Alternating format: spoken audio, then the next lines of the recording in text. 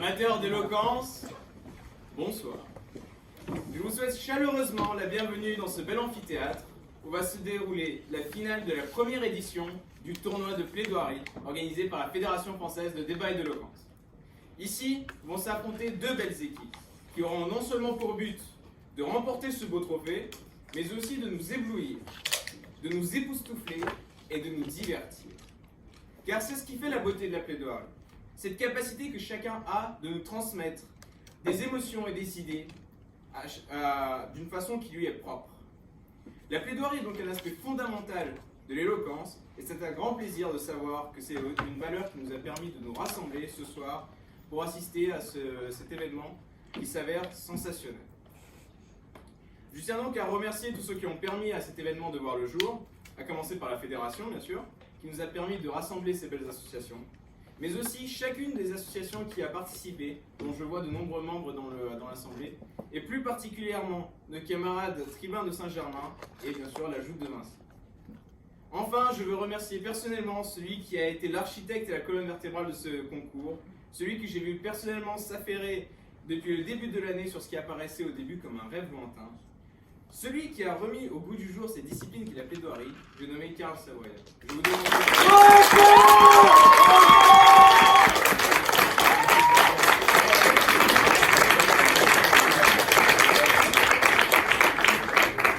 Les matchs seront jugés par un jury qui est à la hauteur de l'événement, avec notamment Maël Leroux, responsable pédagogique de la FFDE, qui est un orateur invétéré. Il est de toute évidence abonné au match de plaidoirie, car il a souvent l'occasion de nous fournir ses précieux retours. L'accompagnant, on a Arthur Morange,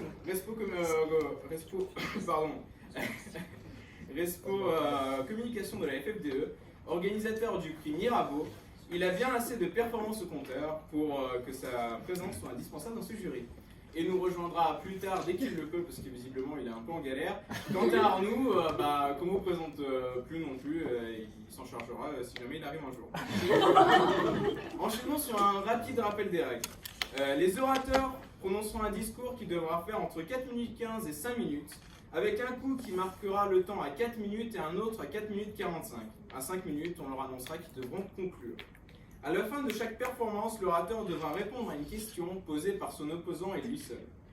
Enfin, je vous souhaite un excellent match, et quant à vous, jouteurs, à vos fleurets, joutez.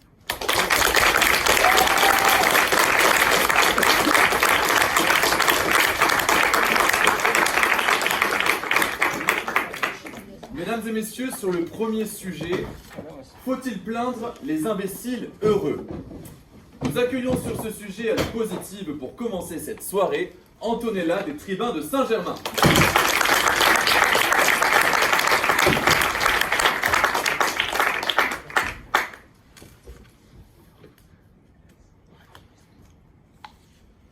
À l'autre bout du monde, il existe un pays où le soleil brille plus fort qu'ici. C'est le pays du sourire. Monsieur Heureux, tout rond et tout heureux, alors qu'il s'y promenait, rencontra un monsieur lui ressemblant trait pour trait, à l'exception de son sourire inversé, Monsieur Malheureux. Monsieur Heureux emmène Monsieur Malheureux dans son pays, et devinez quoi? Il rit pour la première fois. Un rire énorme, colossal, imbécile. Tous deux pleurent de rire. Échec, Monsieur Malheureux pleure. Un imbécile malheureux sorti d'un livre pour enfants ne vaut pas plus qu'un imbécile heureux.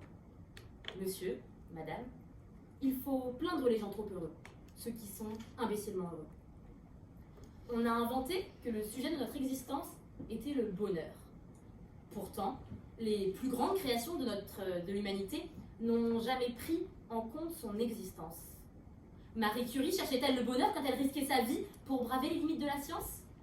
Baudelaire cherchait-il le bonheur quand il puisait toute la force de sa poésie dans ce que l'homme a de plus sombre et pourtant de plus beau?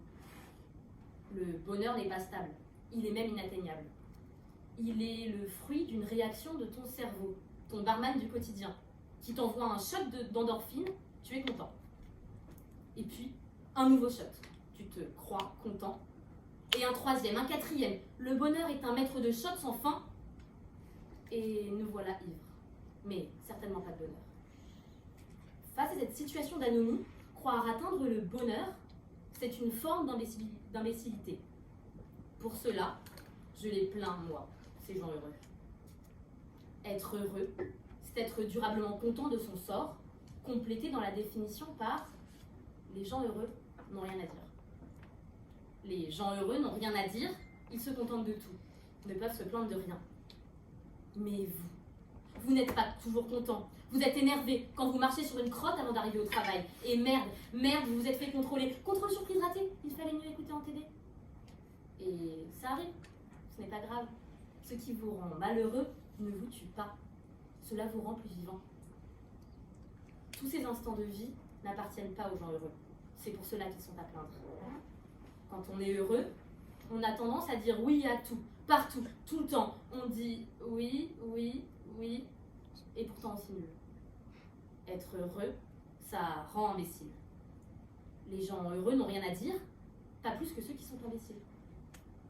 Et je ne sais pas vous, mais moi, je plains les imbéciles. Parce qu'être imbécile, c'est être faible d'esprit. Et être imbécile, c'est penser que l'on nomme plus idiot que soi de bécile. C'est écrire à l'encre des livres sur son cahier carpe diem. Et être imbécile, ça rend malheureux. C'est être en décalage avec la réalité, c'est faire du mal aux autres parce qu'on n'envisage que soi. Alors, plaindre les imbéciles heureux, c'est simplement plaindre les faibles d'esprit qui n'ont rien à dire. Si un imbécile peut être heureux, alors le bonheur perd de son sens. Puisqu'être imbécile, ce n'est pas être à la recherche du bonheur, c'est ignorer l'imperfection même qui réside en lui. C'est pour cela qu'il faut plaindre les imbéciles heureux. Mais surtout s'en éloigner. Ils sont source de problèmes. Prenez au hasard Trump, que l'on peut aisément ranger dans la case imbécile. Faible d'esprit quand il pense pouvoir diriger les États-Unis depuis son terrain de golf. Faible d'esprit quand il s'agit de penser au climat. Et pourtant, il est heureux. Il est heureux quand il fait des golden showers, quand il motive un coup d'État, assassine un général iranien, se retire du pacte de Vienne. Il est heureux. Mais qu'est-ce que je le plains? Cet archétype du bon américain, du fidèle imbécile heureux. Je le plains, lui, et tous les autres républicains. Ceux qui n'empruntent à la République que le ré, pensant que ça vient du latin roi, et ceux toujours au masculin. Ceux qui nous retirent nos plus grands droits, ça vise toujours le féminin. Je leur souhaite tout le bonheur du monde, autant que je les plains, ces imbéciles heureux, qui sont autant faibles d'esprit que malheureux de vie. Monsieur malheureux est trop malheureux, indéniablement. Monsieur heureux est trop heureux, imbécilement. Il faut se questionner, échouer, tenter d'être fort d'esprit, s'autoriser à être faible parfois. Malheureux les imbéciles heureux, car ils iront tout droit au ciel, sans jamais avoir douté. Heureux les imbéciles, les intelligents, les heureux, les malheureux, car ils iront tout droit au ciel, sans jamais cesser d'exister.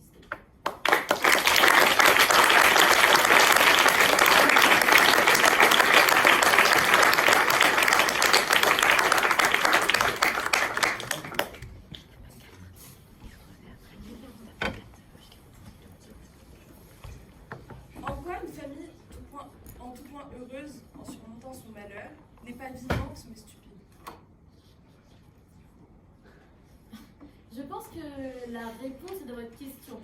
Une famille en tout point heureux qui surmonte son malheur est vivante et pas stupide ils vivent ensemble et ils sont heureux, j'imagine. Ouais.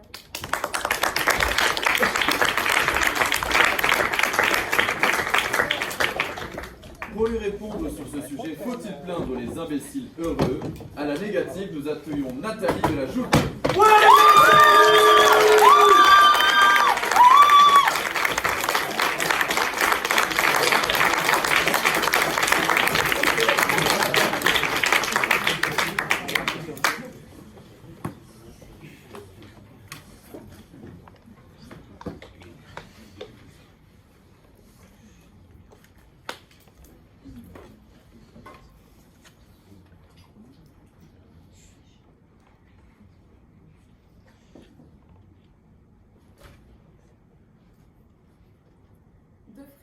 cheminaient.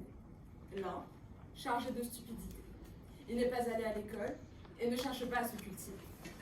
L'autre, portant sur ses épaules la fierté de sa famille et de prestigieux diplômes. Celui-ci, glorieux d'une charge si belle, n'eût voulu pour beaucoup en être soulagé. Il marchait d'un pas relevé et arborait fièrement son intelligence et son savoir, éprouvant pour son frère un océan de pitié. Quand la souffrance se présentant, comme elle en voulait au conscient et à celui qui cherche à tout prix le secret du bonheur, sur le frère le plus futé des deux, tous les maux du monde se jettent, le saisissent aux jambes et l'arrêtent. L'aîné, bien malheureux en se défendant, se sent percé de coups. Il gémit, il soupire. Est-ce donc là, dit-il, ce qu'on m'avait promis? Ce frère qui me suit, par la douleur n'a pas l'air affecté. Il a toujours ce même air béat et devant la souffrance sourit. Et moi j'y tombe et je péris. Ami, lui dit son camarade, il n'est pas toujours bon d'avoir tant d'intelligence. Si tu réfléchissais moins à tous les aspects de la vie et au bonheur à tout prix, tu serais comme moi. Tu ne serais pas si malade.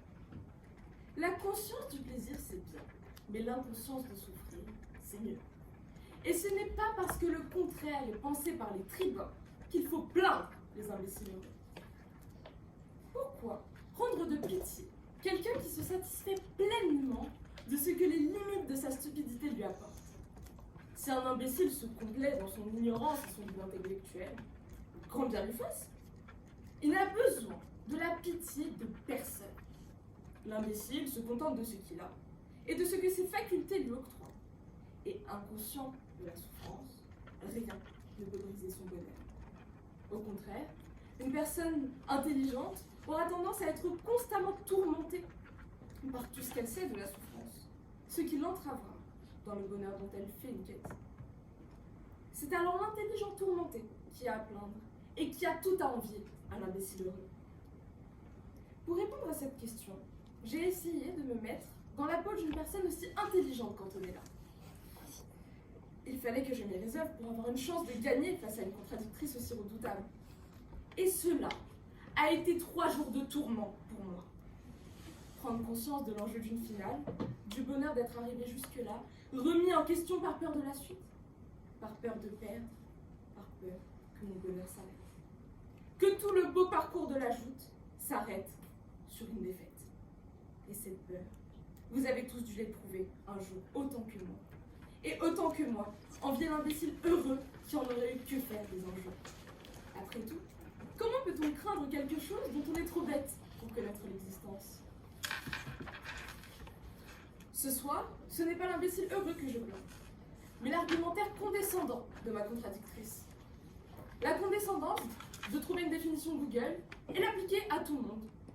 Une définition du bonheur que tout le monde devrait suivre. Une notion qui serait objective, absolue et ancrée. Un manuel, somme toute. Un mode d'emploi pour être heureux. C'est bien là le fait d'une personne intelligente.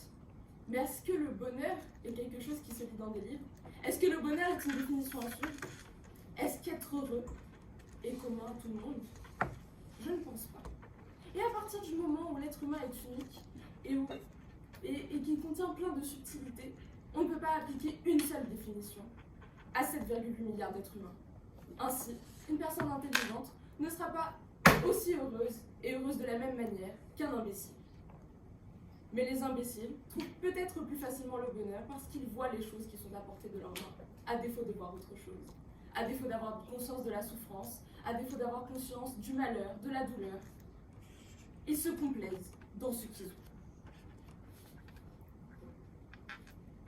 Les imbéciles heureux ne sont donc pas à plaindre, mais à envier. Ils vivent leur propre définition du bonheur, sans se soucier ni de la fin de celui-ci, ni d'une souffrance qu'ils sont trop candides pour pleinement éprouver. À la différence d'une personne intelligente qui, dès qu'elle saisira une once de bonheur, s'interrogera sur sa durée, son intensité, et quand est-ce que la souffrance viendra la chercher. Qu'est-ce que j'aimerais être une imbécile heureuse pour ne pas connaître la souffrance du départ de Karl. Si seulement nous étions tous, l'espace d'une seconde, trop bêtes pour penser obtenir un bonheur qui se trouve à portée de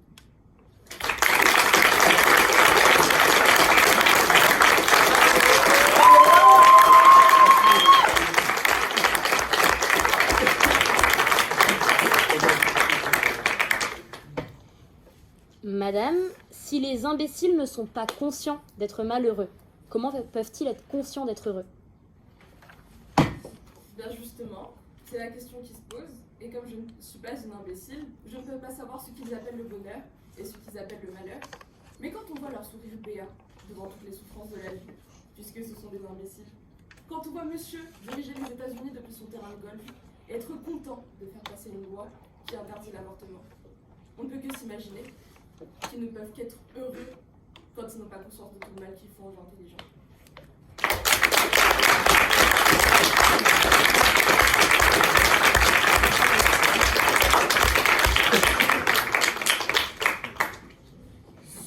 Sur le deuxième sujet, l'argent fait-il le bonheur? À la positive, nous vous demandons de moduler votre voix mais de renforcer vos applaudissements pour que nous puissions profiter jusqu'au bout de tous ces beaux discours avec à la positive Théo de la Joute.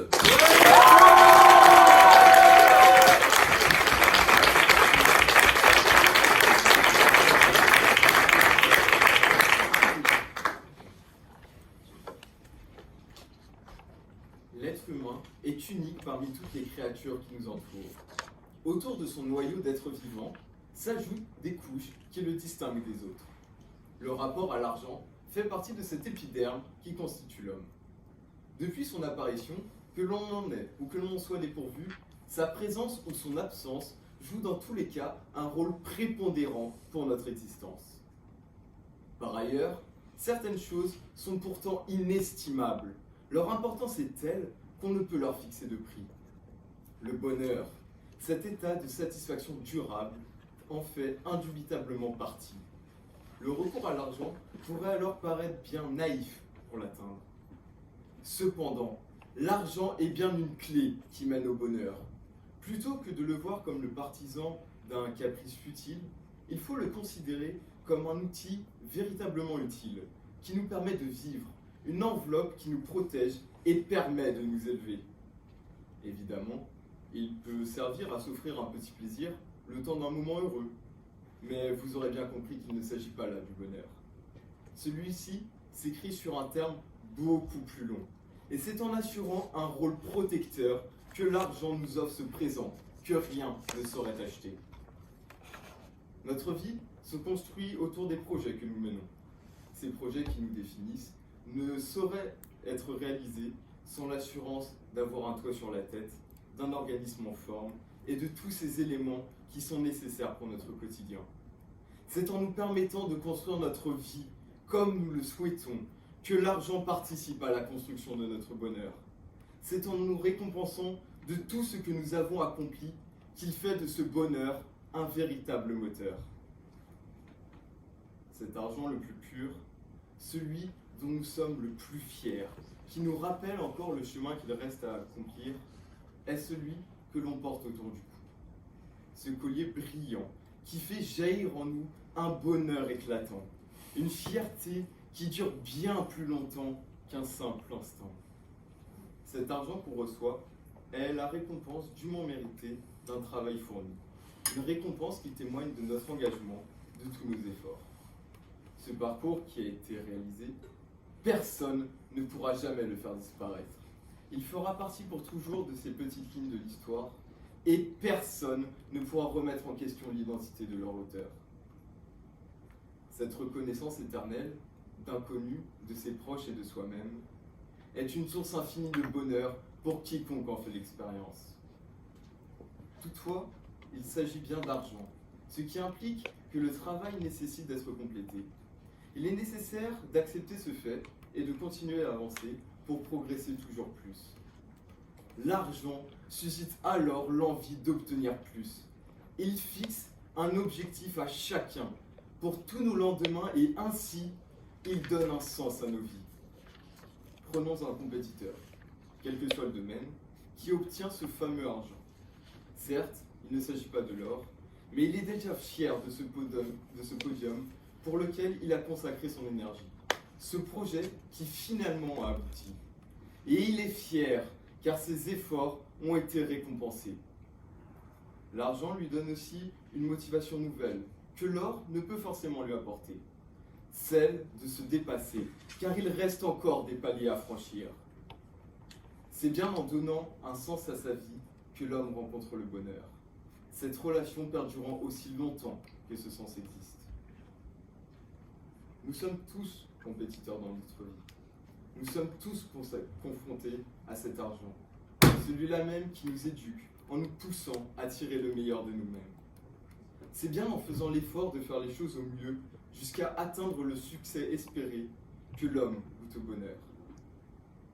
L'argent est finalement la plume qui inscrit notre parcours dans l'histoire et le bonheur dans notre cœur. Que ce soit en nous protégeant, en nous motivant, en nous encourageant, il impacte positivement notre vie. Il lui donne un sens et permet à chacun d'exprimer le meilleur de lui-même, d'avancer. Il est évident que l'argent ne pourra jamais acheter le bonheur, car rien ne le peut. Néanmoins, il permet assurément de le construire.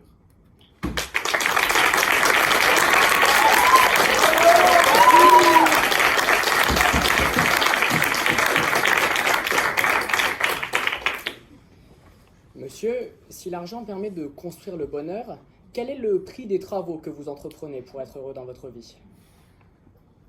Ce prix, on ne peut pas le déterminer à l'avance, car ces travaux, on les fait tout au long de notre vie. Alors à moins d'avoir une boule de cristal, je ne sais pas comment faire pour le déterminer.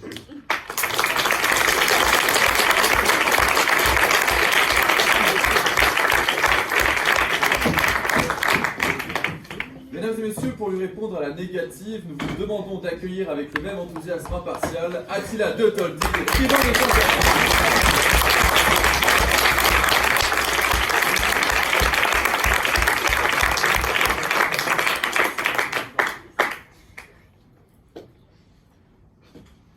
Ce soir, deux visions du monde s'affrontent. D'un côté, les ingénieurs de la joute de Vinci, 43 000 € par an hors bonus, les bagnoles de fonction, le conseil en entreprise et les boîtes du CAC 40. En soi, tout pour la thune. De l'autre, les sciences pistes de Saint-Germain-en-Laye, 25 000 € par an, ticket resto inclus quand on a de la chance, chargé de TD, l'université, le service public, bref, l'humain avant tout. Alors, qui de l'ingénieur perverti par le capitalisme d'entreprise ou du science-piste portant le service public chevillé au corps est-il le plus heureux? L'argent fait-il le bonheur? Le bonheur, c'est cet état de pleine satisfaction. Le vrai bonheur, c'est la plénitude absolue. Non pas de savoir ses besoins matériels couverts ou alors savoir la possibilité de pouvoir faire des beaux travaux, mais bien d'atteindre un état mental où le besoin n'est plus. Cette définition exigeante, je le conçois, rend clair comme de l'eau de roche. Il est impossible de considérer que le bonheur est atteignable. En fait, le plus grand péché de l'homme, celui dont il ne peut faire fi, le péché capital par excellence, c'est l'envie. L'homme est un éternel insatiable, comme retenu sur la terre par des liens impossibles à briser. L'homme ne peut s'envoler au-delà de sa condition pour atteindre le bonheur ultime. Alors la seule chose qui lui reste à faire, c'est d'espérer l'approcher. Tournons-nous vers la philosophie et posons-nous la question. Il est où le bonheur? Il est où? Christophe Maé nous répond que le bonheur, c'est une bougie sur laquelle il ne faut pas souffler parce que sinon elle va s'éteindre. À part ça, on n'a pas grand-chose à tirer de la part du Bob Marley de Carpentras. Non, pour effleurer le bonheur, l'argent ne suffit pas. Les basses considérations vénales n'apportent jamais rien de réel. La recette du bonheur n'existe pas, mais si nous voulions jouer aux apprentis cuisiniers, comme lorsque l'on essaye de faire un gâteau sans beurre et sans œufs, il faudrait dire que le bonheur se trouve dans les yeux d'un ami, dans les bras de ta moitié ou dans la chaleur du cocon familial, certainement pas dans un 13e mois, quand bien même celui-ci serait exempté d'impôts. Non, l'argent ne fait pas le bonheur. J'aurais aimé dire que mon contradicteur se trompe, mais il me concède dès les premières minutes de son discours qu'il faut être naïf pour considérer que l'argent fait le bonheur. Alors, si monsieur est content de gagner la médaille d'argent, c'est d'ailleurs tout ce que je lui souhaite ce soir. Je lui dirais que la reconnaissance éternelle de l'argent n'existe que comme illusion dans le regard des autres. Le bonheur existe avec force lorsque l'argent n'en est pas la cause. L'imaginaire collectif veut que l'on imagine les moines bouddhistes retirés au fin fond du Tibet comme ayant approché le plus possible de la plénitude. Et ces gens-là vivent dans le dénuement le plus concret, le plus complet. La construction de leur bonheur passe par l'absence totale d'argent, par le fait de se donner complètement à une spiritualité. En réalité, l'argent ne fait pas le bonheur. L'argent n'apporte pas bonne fortune aux hommes, au contraire, l'argent fait le malheur des hommes. L'argent est vecteur d'envie, d'asservissement et de frustration, aussi bien pour ceux qui le possèdent que pour ceux qui aspirent à le posséder. L'argent est synonyme de compétition, de rivalité, d'affrontement. Alors si certains peuvent se satisfaire de la médaille d'argent, la majeure partie des gens n'y arrivent pas et continuent à se battre jusqu'à atteindre l'or. Au nom de l'argent érigé comme valeur suprême, nous nous livrons au pire bassesse, aux considérations les plus inhumaines, aux luttes les plus vaines. Notre culture regorge d'exemples d'existence détruite par la cupidité. Walter White dans Breaking Bad, Jordan Belfort dans Le Loup de Wall Street ou Don Salluste dans La Folie des grandeurs. L'argent n'est qu'une illusion. Tout comme le bonheur d'ailleurs, ce ne sont que deux constructions sociales. C'est bien sûr la force de l'humanité que d'avoir été capable d'édifier un ensemble de croyances servant à nous lier dans une seule communauté. Et si l'argent voit son cours légal et forcé par la Banque centrale, il en va de même pour le bonheur, qui lui n'a de cours que dans le cœur des hommes. Oui, le bonheur est une illusion, et l'argent pour atteindre le bonheur est une illusion encore plus grande. Aujourd'hui est le plus beau jour de votre vie, car hier n'existe plus et demain ne se lèvera peut-être pas. Le bonheur, il est là, il est l'instant présent. Le bonheur, il est partout, il est nulle part. Nous sommes les démiurges d'un monde de croyances. Alors mes amis, ce soir, croyez en ce que vous voulez. Je vous souhaite tout le bonheur du monde.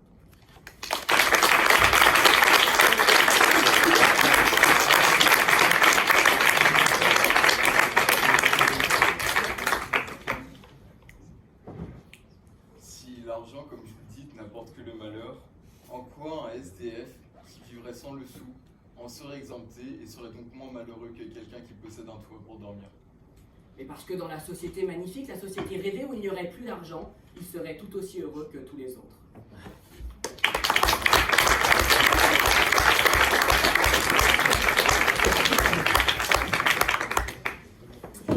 Merci beaucoup à vous toutes et tous. Pour le sujet 3, a-t-on le droit au bonheur? Vaste question à laquelle nos deux orateurs oratrices vont tenter de répondre, et pour cela nous vous prions d'accueillir tout d'abord à la positive Mathilde des Tribuns de Saint-Germain. Mathilde, je t'aime!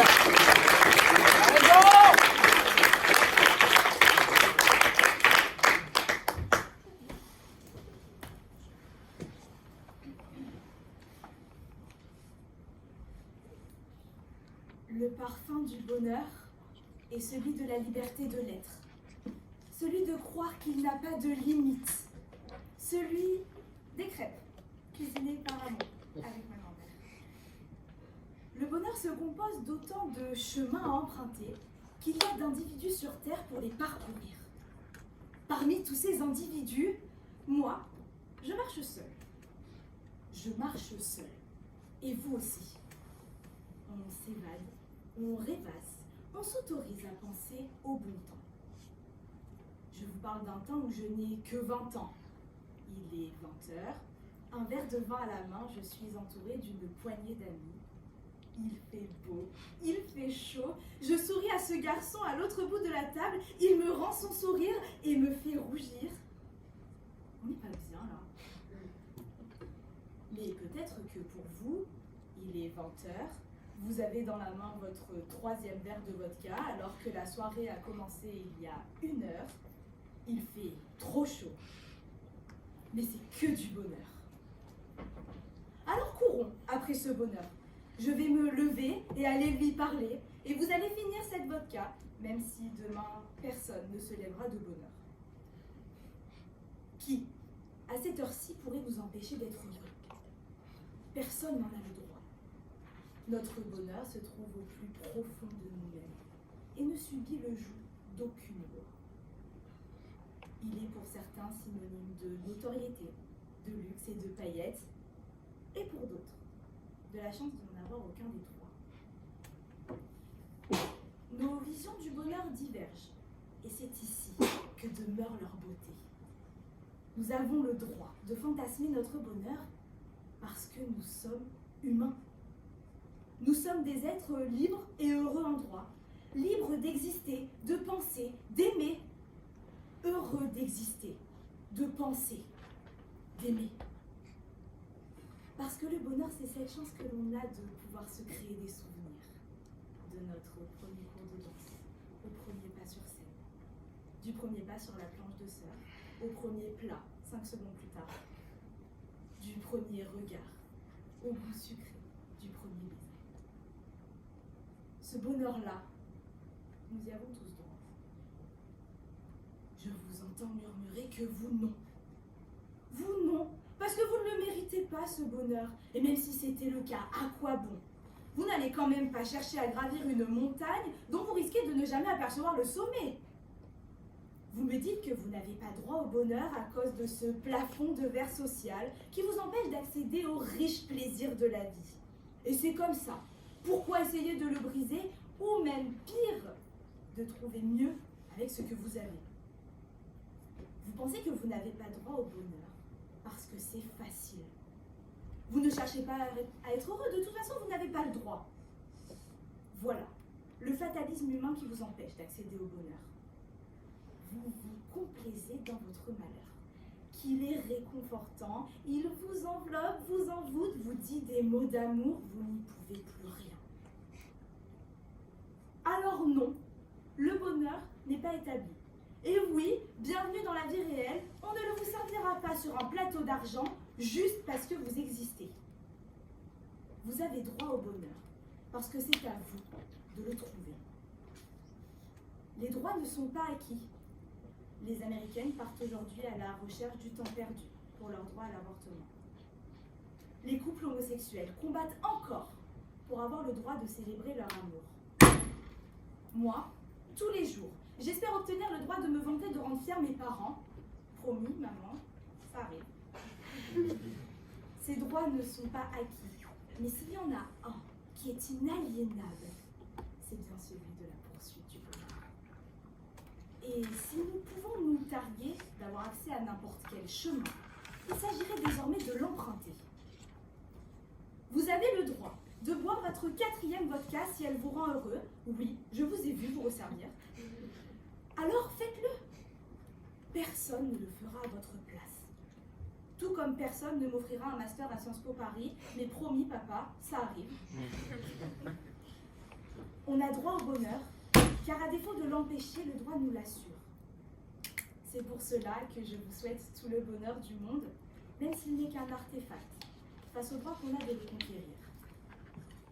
Le droit, on l'a. Le bonheur, promis, ça arrive.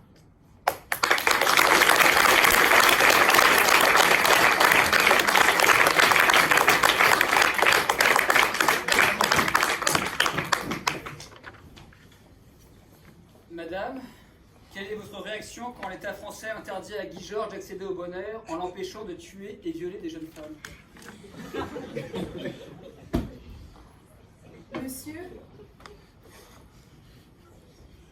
je pense que l'État français garantit le bonheur de millions d'autres jeunes femmes qui auront la chance de pouvoir sortir dans la rue sans risquer de se faire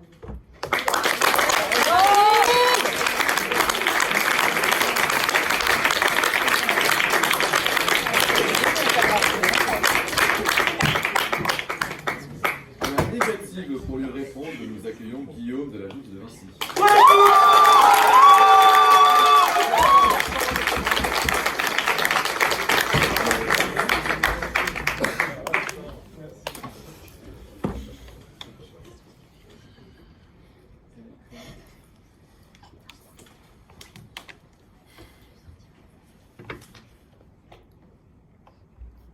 Il y a en chacun de nous une attirance coupable à la complicité. Il y a ces enfants battus que l'on ne veut même plus écouter, ces mendiants affamés que l'on n'ose même plus regarder, et ces âmes errantes qui souffrent de la sévérité de notre silence. Ils ne souhaitent qu'un sourire ou une main tendue, et on leur offre en retour que le fruit de notre indifférence. Mesdames, messieurs, la question qui nous incombe ce soir n'est pas tant de savoir s'ils méritent ou non le bonheur, car bien évidemment qu'ils le méritent. Nous devrions tous le mériter, mais plutôt la question est pourquoi ne leur permettons-nous pas d'accéder à ce bonheur? Certains auront pour argument que le bonheur est une question de sensation et non de raison, et par conséquent tout homme n'a pas nécessairement le droit au bonheur. En effet, nul besoin de lire Nietzsche, Kant ou que sais-je encore pour savoir que tout le monde a sa définition qui lui est propre du bonheur. Tout le monde a des objectifs différents pour accéder au bonheur. Certains, c'est en buvant leur 4e verre de vodka, d'autres, c'est en voyant un événement de la fédération commencer à l'heure. Mais, voyez-vous, ces personnes-là, on veut bien leur accorder leur bonheur, car ils ne font de mal à personne. Mais qu'en est-il de ceux qui ne trouvent dans leur plaisir que le crime? J'ai posé la question tout à l'heure, enfin, même il y a 2 minutes, même pas. Est-ce qu'on accorderait le bonheur à Guy Georges, qui ne l'obtient qu'en tuant ou violant des jeunes femmes? Non. Bien évidemment que non. Nous n'allons pas accorder le bonheur à quelqu'un qui nuit à celui d'autrui. Mais en lui empêchant d'accéder au bonheur, on lui interdit le bonheur. Donc le bonheur n'est plus un droit, mais un privilège. Un privilège accordé aux quelques-uns qui arrivent à se satisfaire du conformisme de la société. Mais certains rétorqueront, avec leur raison, que le bonheur est bien un droit, mais qu'on doit l'interdire à ceux qui empêchent les autres d'accéder à celui-ci. J'entends bien. Mais alors, si le bonheur est un droit, il doit en assumer les règles. Il doit être garanti par l'État et par les hommes. Je n'invente rien, c'est la 7e article de la Déclaration des droits de l'homme et du citoyen. Alors oui, mesdames et messieurs, si le bonheur est un droit, vous avez le devoir de le garantir à votre prochain. Mais vous êtes des gens intelligents, vous êtes des science-pistes, alors vous avez bien évidemment lu les pensées de Blaise Pascal et vous êtes au courant que tout homme est à la recherche du bonheur. Donc tout homme devrait accéder au bonheur. Mais tout homme n'a pas accès. Pourquoi? Pourquoi cet enfant, battu par ses parents, qui n'attend qu'une porte amicale lui ouvre les portes, mais se retrouve seul dans le couloir de l'indifférence de son immeuble? Pourquoi ne pas lui ouvrir cette porte? Pourquoi ne pas lui tendre la main? Pourquoi ne pas le prendre de ses bras, à lui essuyer les larmes, à lui dire que tout va aller mieux, que le futur n'est pas encore écrit, et surtout que tout peut encore s'arranger pour lui, non pas nécessairement pour lui permettre un bonheur infini immédiat, mais au moins pour ne serait-ce qu'un instant lui arracher un sourire? Pourquoi échouons-nous à notre devoir? Pourquoi le laisser derrière la porte? Parce que nous avons peur. Nous lui empêchons l'accès au bonheur, car nous avons peur des conséquences. Nous avons peur de l'inconnu, et surtout nous avons peur pour notre confort, car nous avons peur uniquement pour nous-mêmes. Car oui, mesdames et messieurs, même en pareille circonstance, nous ne pensons qu'à nous, et nous seuls. De par notre égoïsme, nous ne pensons pas à celui qui est derrière la porte, et nous pensons uniquement à l'inaction. Et c'est de par cette même inaction que nous sommes devenus complices du malheur des autres. Alors, j'ai parlé de cet enfant battu, comme j'aurais pu parler de ce mendiant que l'on ne regarde plus, ou de ces ombres errants qui souffrent de la fatalité de notre silence. Ils veulent être heureux, mais nous avons décidé de ne pas les aider. Le bonheur aurait dû être un droit, mais nous l'avons refusé.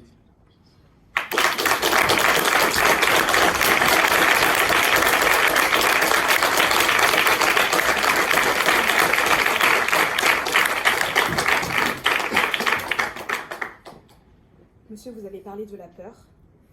Que répondez-vous à quelqu'un qui se soucie, qui a peur pour le bonheur des autres?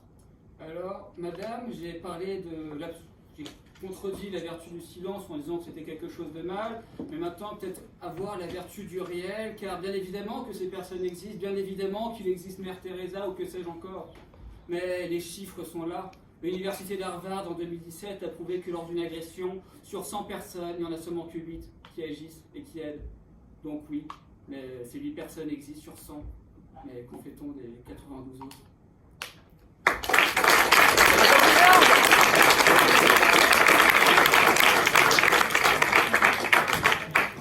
Le dernier sujet de cette soirée, est-il dangereux d'être heureux? Une question intéressante, et pour cela avec modération, s'il vous plaît, pour les tympans de vos jurés, vraiment, des applaudissements c'est très bien, et des applaudissements s'il vous plaît à la positive pour Karl de la Jousse.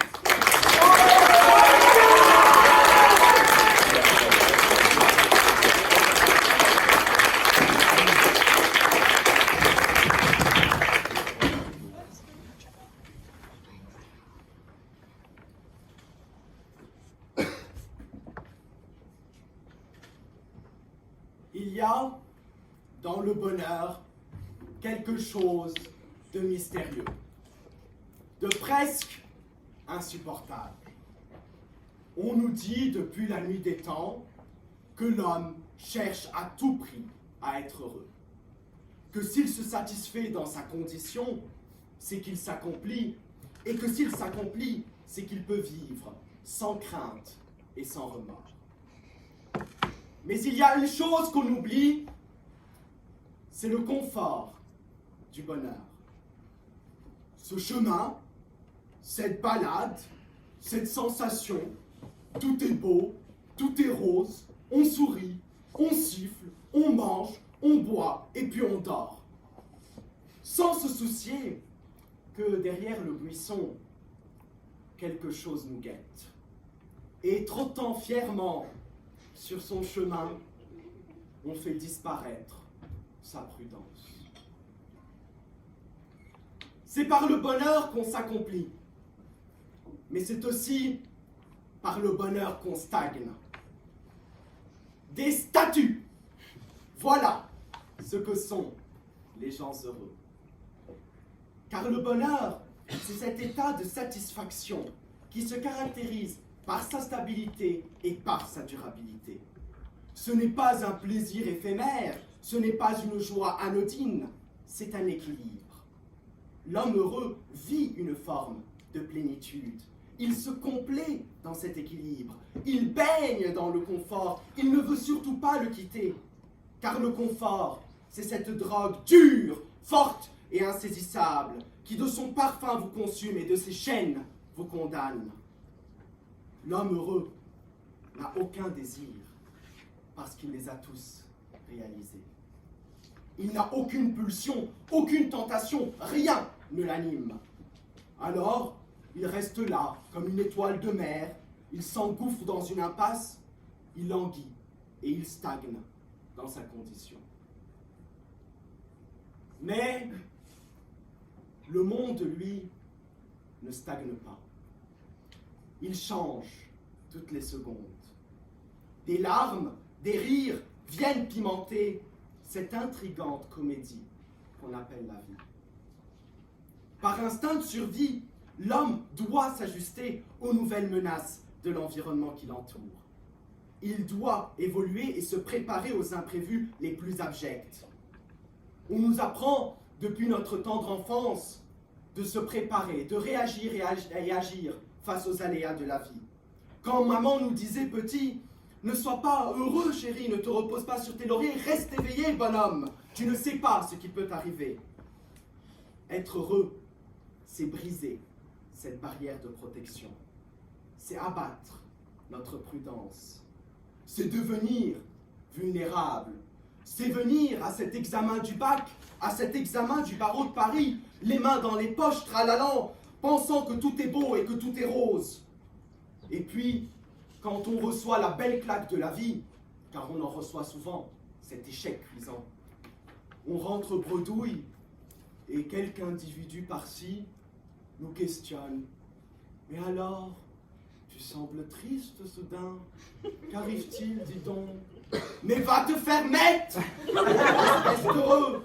Et allez, c'est ça! Bouge-toi, casse-toi l'heureux, car c'est en étant comme toi trop longtemps qu'on devient une proie aux menaces de la vie. C'est en étant heureux qu'on renonce à notre propre nature et à notre instinct de survie. On veut stagner, mais le monde ne stagne pas. Alors on devient étranger au monde et de facto, on met en péril notre existence. Alors, je ne fais pas l'apologie du malheur, je dis simplement qu'il faut s'y méfier et de trouver un juste milieu entre bonheur et malheur. Ce juste milieu, c'est l'homme qui désire être heureux, sans nécessairement l'être. Alors, à tous ceux qui envient les gens heureux, abstenez-vous. Car le bonheur est à la fois tentant et dangereux. Ne succombez pas à sa folie meurtrière. Ne fléchissez pas. Et lorsque tu comprendras cela, je te conterai alors la plus belle des ballades, la ballade des gens heureux.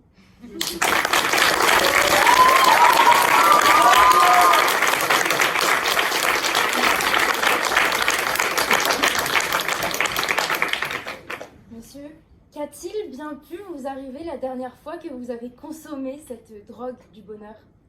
Oh, bien des choses. Ce serait trop vulgaire.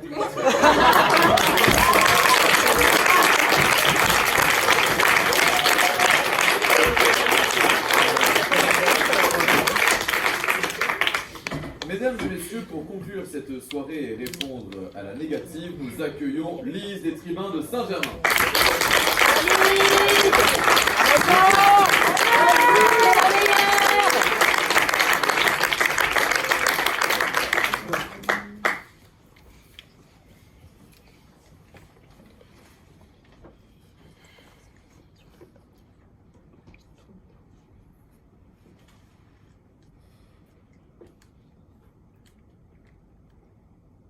Lundi 27 juin, journal de 20h.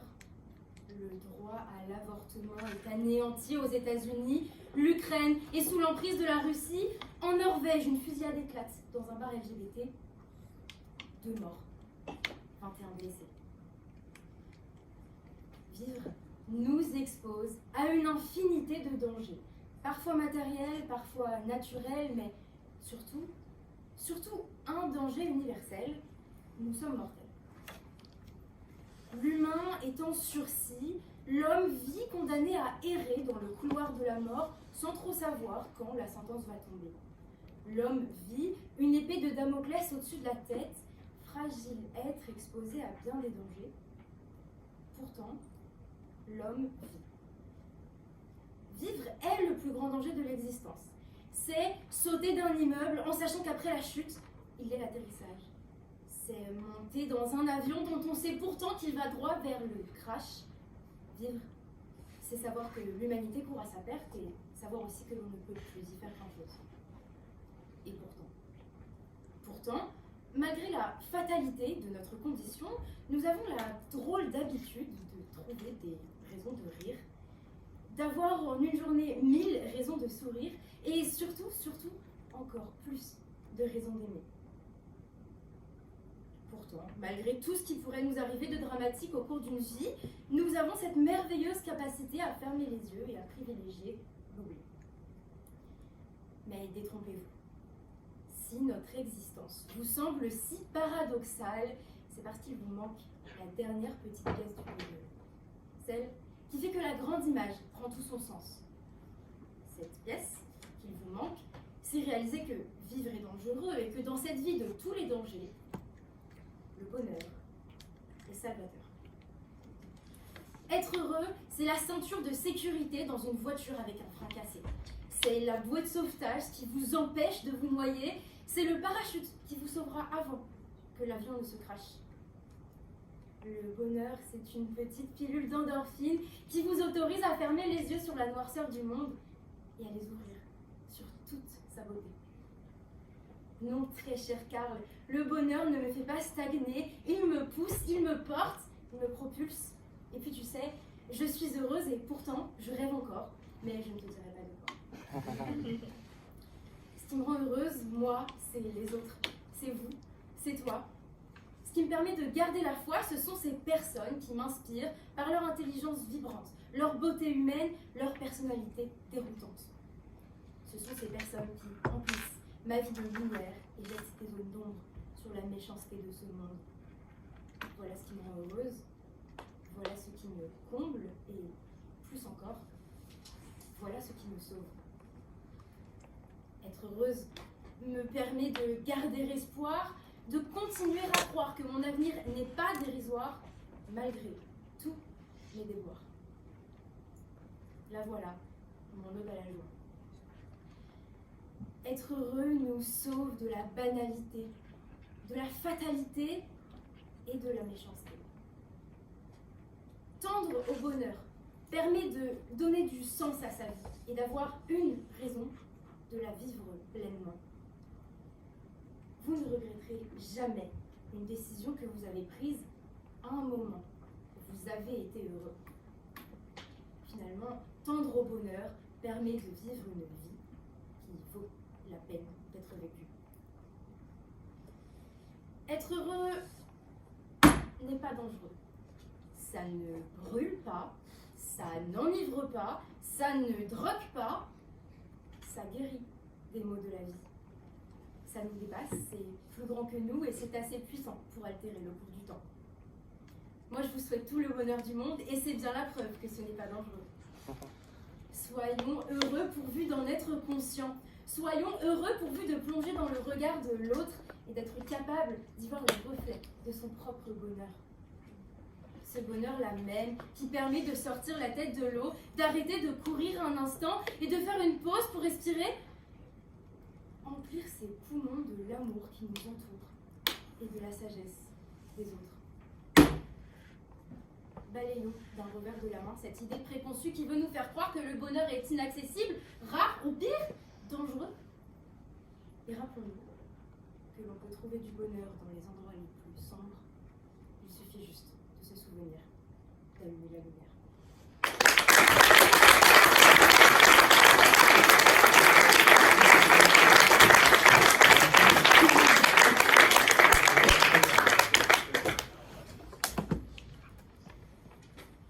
Vous nous dites que le bonheur nous permet de croire que l'avenir n'est pas caduc, mais n'est-ce pas là le danger de l'illusion? Monsieur, j'y crois et je suis donc persuadée que ce n'est pas une illusion.